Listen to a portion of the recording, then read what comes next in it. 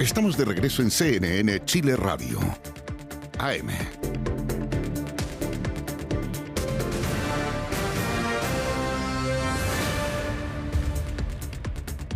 Ya estamos de vuelta, son las 9 de la mañana con 10 minutos y seguimos adelante con CNN Chile Radio y nos vamos a la primera entrevista de esta mañana. Ya nos acompaña el director del Instituto de Políticas Públicas de la Universidad Andrés Bello, ex ministro de Educación, Raúl Figueroa. ¿Cómo está, Raúl? Bienvenido. Hola, Sebastián, muy bien. Muchas gracias, buenos días. Gracias por conversar con nosotros. Bueno, en una agenda en materia de educación que tiene hartos flancos abiertos y distintos temas, yo diría que en los últimos meses se reactivó de alguna forma la discusión por lo que está sucediendo con Sala Cuna, también por los resultados de las pruebas de acceso a la universidad a fin de año. Pero me gustaría partir primero por la discusión respecto a los SLEP, a los servicios locales de educación pública. De hecho, ayer, Raúl, estuvimos aquí en el estudio conversando con el alcalde de Zapallar, Gustavo Alessandri, quien ha levantado la bandera de hacer una pausa respecto al proceso de implementación y al cronograma establecido para la creación de nuevos SLEP. ¿Cómo ve usted hasta ahora esa evaluación que se está haciendo del sistema y es partidario o no de hacer esa pausa? Claro, recordemos que los SLEP, los servicios locales de educación pública, son el cambio desde la gestión de la educación pública desde los municipios hacia nuevos servicios que se crean, ¿cierto? Se crean 70 servicios a nivel nacional y además una dirección nacional de educación pública y esto es fruto de las reformas que se llevaron a cabo en el segundo gobierno de la presidenta Michelle Bachelet. Y desde que esa reforma se discutió, se hicieron ver durante el debate legislativo las complejidades que iba a tener, específicamente por su diseño. Habían problemas de diseño bastante complejos que, a mi juicio, siguen sin resolverse. Y lo que hemos visto a lo largo ya de esta instalación es que la promesa de que a través de esta desmunicipalización se iban a obtener rápidos, mejores resultados, en la práctica no se ha cumplido. Es cierto que algunos servicios locales tienen buenos resultados, también es cierto que otros servicios locales han tenido no solo malos resultados, sino que además situaciones de gestión muy complejas, como lo que ha pasado en el norte del país, en Copiapó. Y por tanto, esas dificultades en la implementación generan tensión en las comunidades que ya han sido traspasadas, generan tensión en los alcaldes que lo hacen bien y que no quieren necesariamente entregar la gestión de sus establecimientos porque temen que por entregarlo la calidad de lo que ahí ocurre pueda deteriorarse. Entonces hay que mirarlo en ese contexto bien amplio. Ahora, yo soy de la idea que el país no puede estar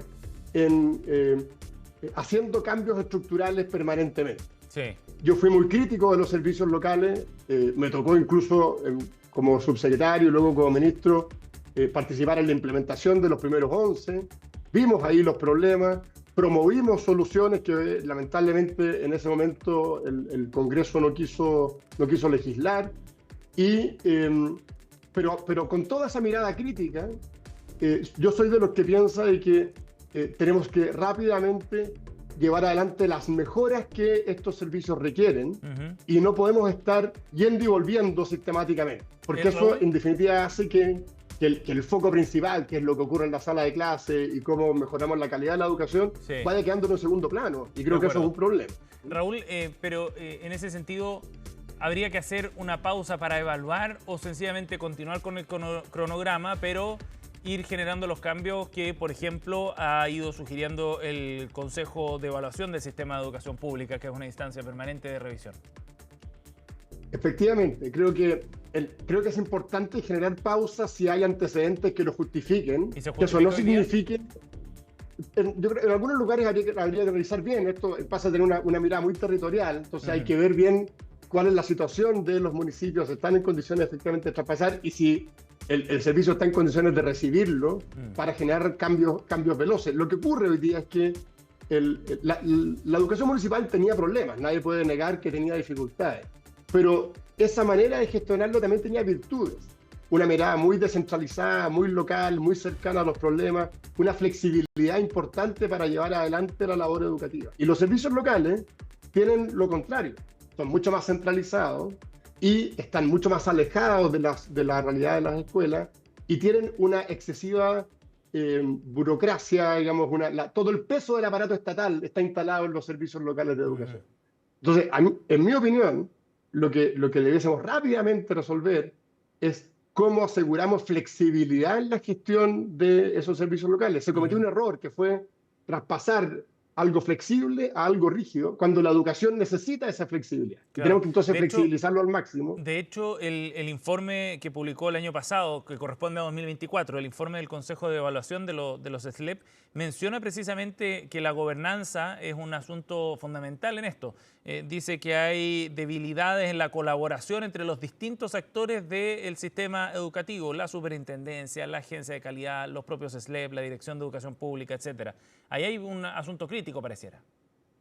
Efectivamente, porque tenemos una gobernanza que es que en el fondo junta a muchos actores, pero que, claro, en el papel uno puede decir todos tienen que coordinarse, pero en la práctica eso tiene que traducirse en resultados concretos. Hay temas presupuestarios, por ejemplo, nuestro sistema en Chile se financia sobre la base de la subvención. Esa subvención se paga por asistencia y tiene incentivos muy concretos.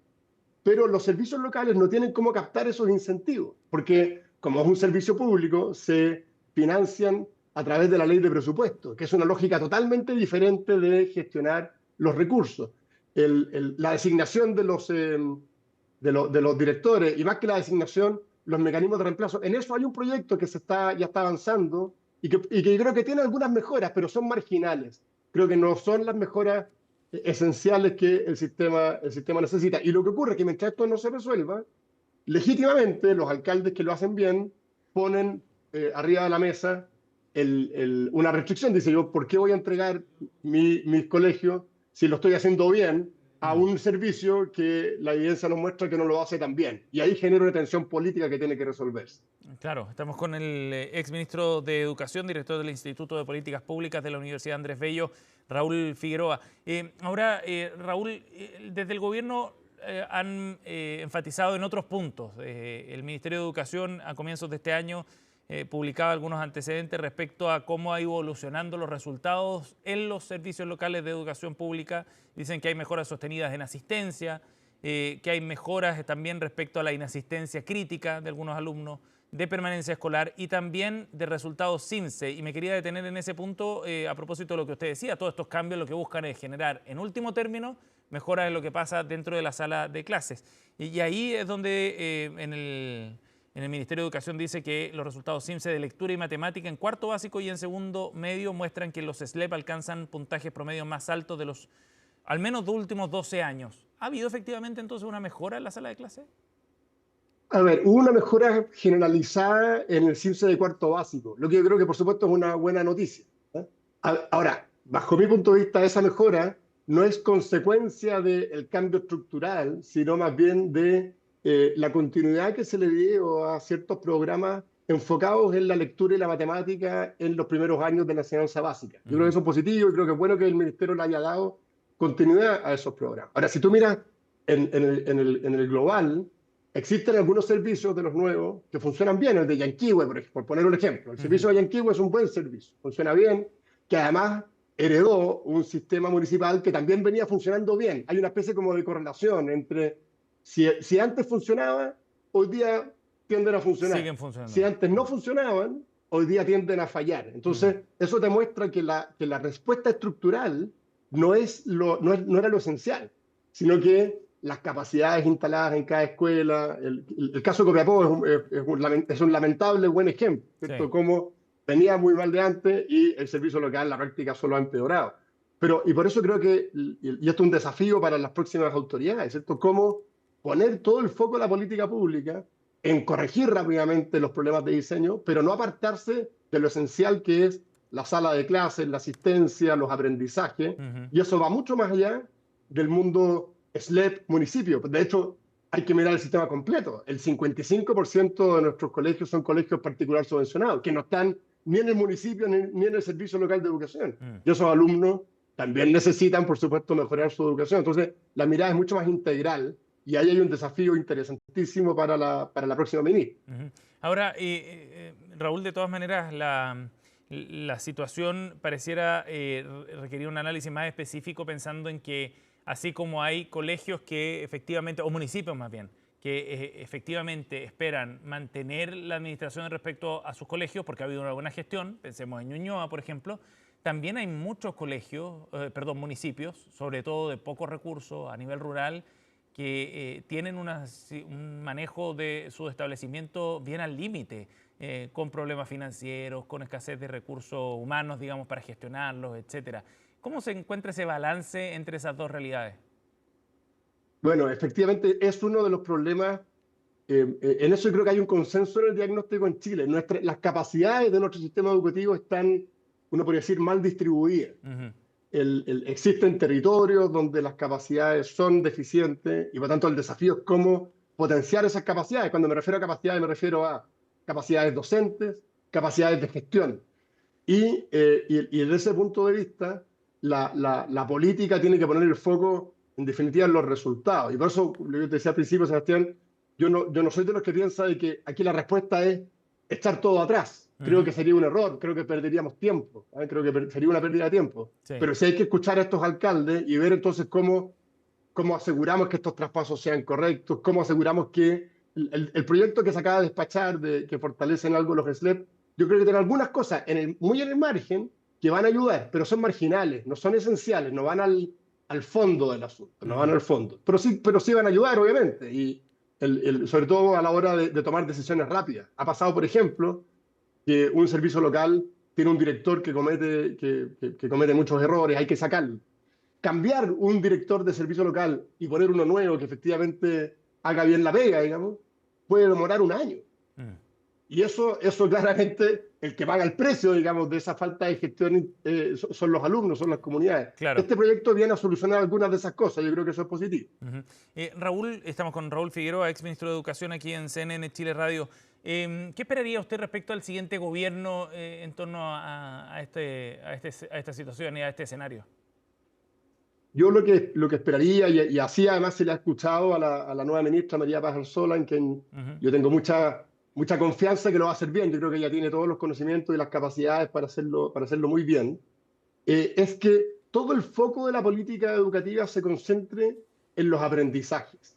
Y con esa lógica y con ese objetivo, identificar las carencias, las falencias que tiene hoy día nuestro sistema para ir abordándolas, yo diría, quirúrgicamente. Entonces, por ejemplo, hoy día tenemos problemas nosotros que son más bien estructurales, pero que hay que corregirlos, yo creo que de manera específica, con la mirada de que todo contribuya a que los niños efectivamente aprendan. Entonces, lo primero es metas de aprendizaje claras, generar espacios dentro de las escuelas para que las escuelas puedan desarrollar sus proyectos. Hoy día la burocratización del sistema educativo es atroz. No hay director, al margen de dónde esté, de qué tipo de colegio administre, que no se queje de que le tiene que dedicar prácticamente todo su tiempo útil a lidiar con la sobreregulación de la Superintendencia de Educación. Entonces, eso hay que abordarlo muy rápidamente, y además hay consenso para hacerlo, y creo que va a tener espaldas para poder hacerlo. Lo segundo, y eso ¿en qué se traduce? En que el tiempo de los docentes, el tiempo de los directores, se destina a las necesidades de los alumnos y no a las exigencias inútiles del burócrata de turno. Esa es la diferencia, y eso marca una diferencia en aprendizaje. Lo segundo es que hay algunos aspectos más estructurales, como lo que hablábamos de los servicios locales de educación, como el sistema de admisión escolar, que sin echar todo para atrás requieren mejoras urgentes. Y esas mejoras urgentes, de nuevo, tienen que ver con cómo logramos que la gestión de los servicios locales sea eficiente, sea flexible y vaya directamente a lo que pasa en las escuelas. Yo creo que ahí hay un margen importante de trabajo. Y en el sistema de admisión escolar, cómo somos capaces de recuperar el mérito como un elemento central dentro del trabajo de lo que ocurre en las escuelas. Hoy día el sistema de admisión escolar lo eliminó, digamos, y eso hay que recuperar. ¿A su juicio sería conveniente terminar con la selección entonces?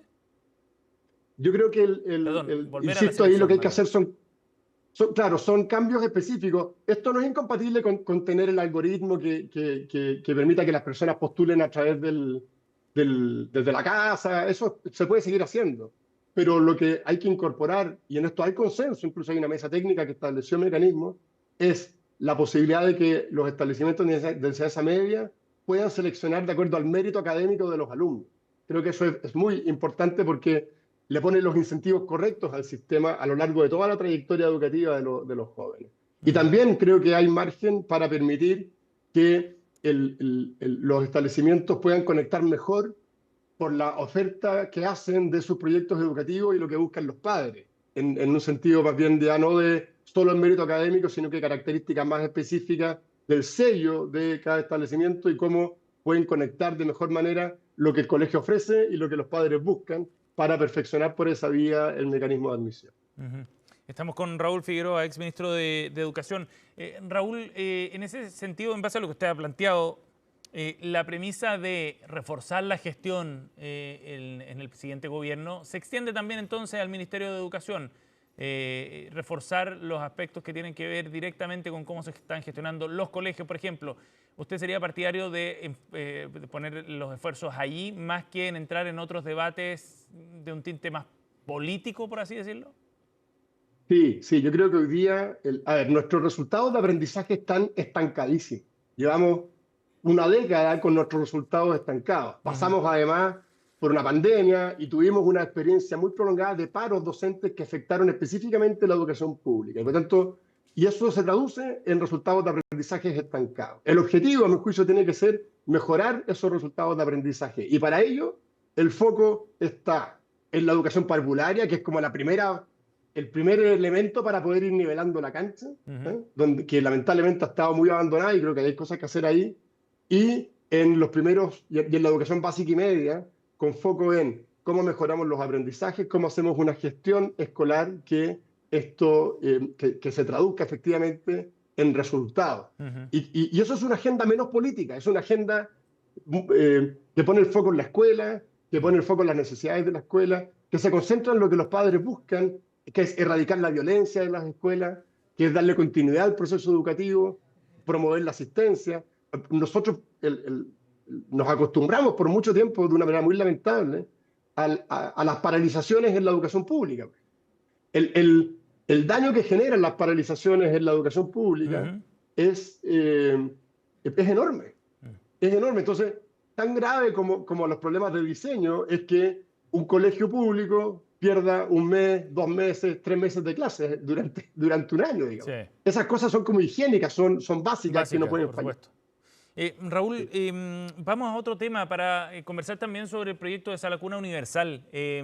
Finalmente este proyecto quedó estancado en el Congreso. Se ve muy difícil que salga despachado durante este gobierno. Queda solo una semana ya de trabajo legislativo a comienzos de marzo, muy poco tiempo, pero el tema de fondo es que llevamos más de 10 años discutiendo sobre este proyecto y aún así no se ha logrado sacar un acuerdo. Este proyecto se basaba en el proyecto del gobierno del presidente Piñera, se hicieron cambios en el camino, se discutió harto, nos quedamos nuevamente sin otro proyecto que se entiende bien relevante, sobre todo desde el punto de vista de la educación inicial. ¿Cómo ves ese escenario, Raúl? Mira, hay temas de fondo, ¿cierto? Técnicos y temas políticos, ¿cierto? Primero vamos a lo de fondo. Lo relevante es que efectivamente, ¿qué es lo que se busca con la Sala Cuna Universal? Se busca terminar con una discriminación que hoy día existe en el sistema, y es que hoy día los empleadores que están obligados a entregarse a la cuna son aquellas empresas que tienen 20 o más trabajadoras, mujeres, y por tanto existe hoy día un desincentivo muy fuerte a contratar a esa mujer número 20. Las empresas, cuando pasan de 19 mujeres a 20, les cambia su estructura de costo y eso es un desincentivo que en definitiva afecta el empleo femenino, que sabemos es una urgencia en Chile desde hace bastante tiempo. Entonces, ya hay un consenso relevante en terminar con esa discriminación. Es decir, que promover el trabajo femenino y para eso asegurar que no importa cuál sea el tipo de empresa o cuántas mujeres trabajen en ella, todas las madres tengan la posibilidad de compatibilizar el trabajo con el cuidado, la crianza de sus hijos a través de un sistema de sala cuna de calidad. En eso hay consenso total. Donde no hay consenso es en cómo llevamos adelante eso para que sea fiscalmente sostenible y para que no tengan nuevos desincentivos. Y por tanto el tema central es cómo se financia, si se financia con fondos estrictamente públicos, si se financia si se comparte ese costo con cotizaciones o con aportes que hacen los empleadores y los trabajadores.